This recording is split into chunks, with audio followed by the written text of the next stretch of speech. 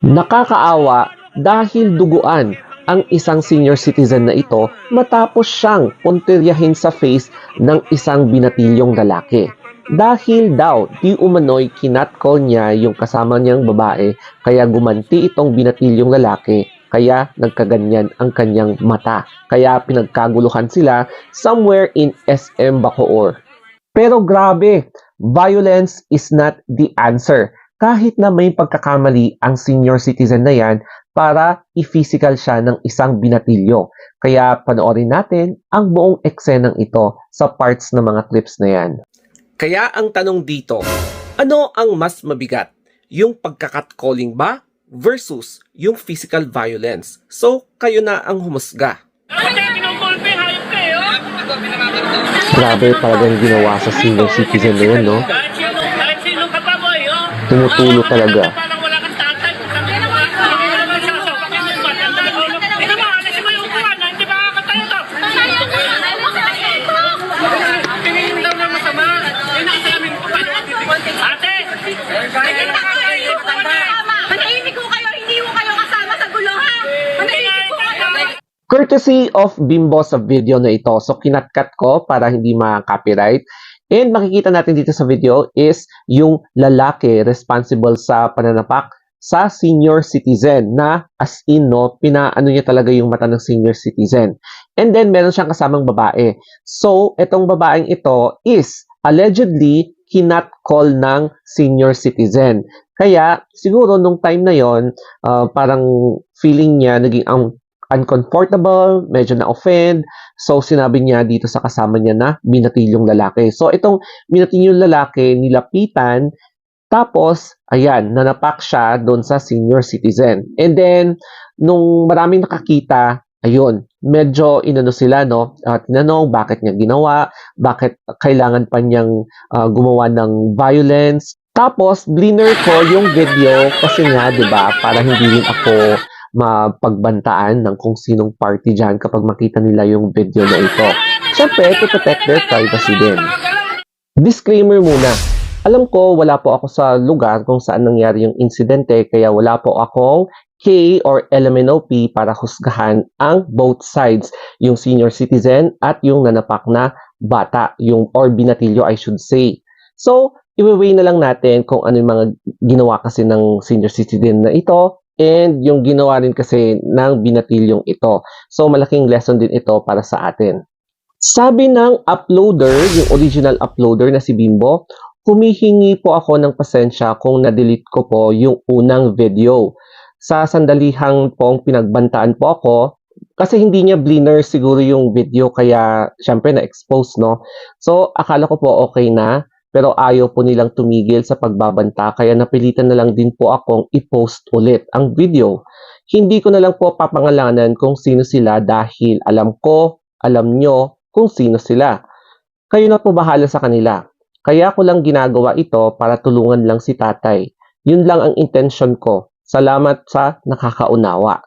And then sa ibang comment section sa original video, so sabi dito, ate naman ng babae, nakaka-tsugi ba ang tingi or yung pag-catcall? Ayaw mo mabastos, ba't ganyan ka magsuot? Bakat ang yung nasa baba niya at yung tahong. Diyos me, may mga magulang naman, sana kayong dalawa. Hindi na kayo naawa sa senior citizen. Dapat kinausap niyo na lang. Ayan. So, hinashtag niya si Raffy Tulfo in action.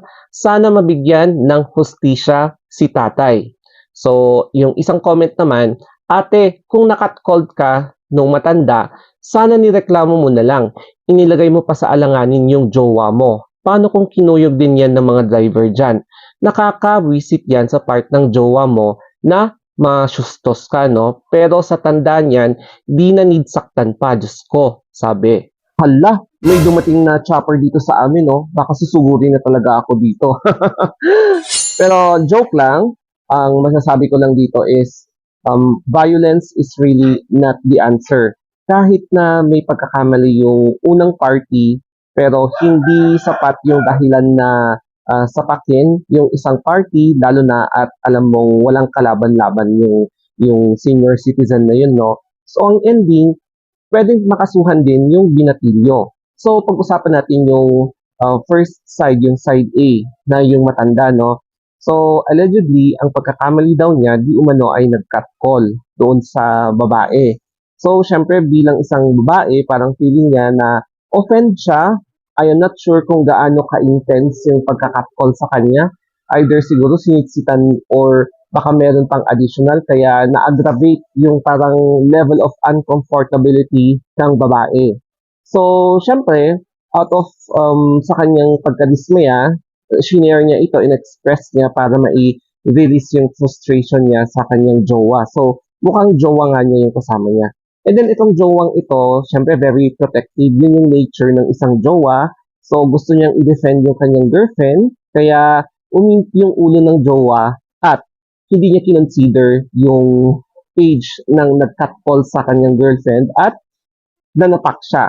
So, yun din yung pagkakamali ng the other party wherein posible talaga na maharap sila pareho ng kaso, no? If ever man na mag-pursue silang dalawa na magsampa sa isa't isa. Pero, nung ini-scroll ko yung original uploader, mukhang sabi niya is naareglo daw, both parties.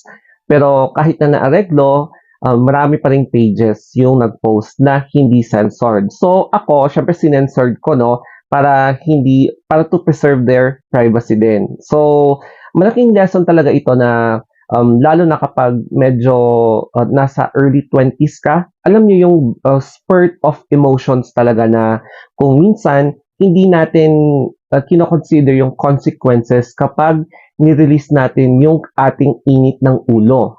Ang advice ko rin sa senior citizen is sana na-learn din niya yung lesson niya sa pagka-catcall para hindi na maulit-ulit yung nangyari sa kanya. So, talagang dinugo yung kanyang mata as a consequence of his also reckless na action. So, both parties have pagkakamali na malaking lesson din sa kanila na, ayan, nagka-iskandalo tuloy. Kaya sana may natutunan kayo dito sa video na ito. Follow nyo na lang ako sa Instagram account ko, The Story of Anthony. And syempre sa aking social media accounts. Ayan. So, sana nakarelate din kayo and hopefully, maging lesson ito sa ating lahat. Paulit-ulit kasi marami talagang ganitong nangyayari kahit saan dito sa mundo.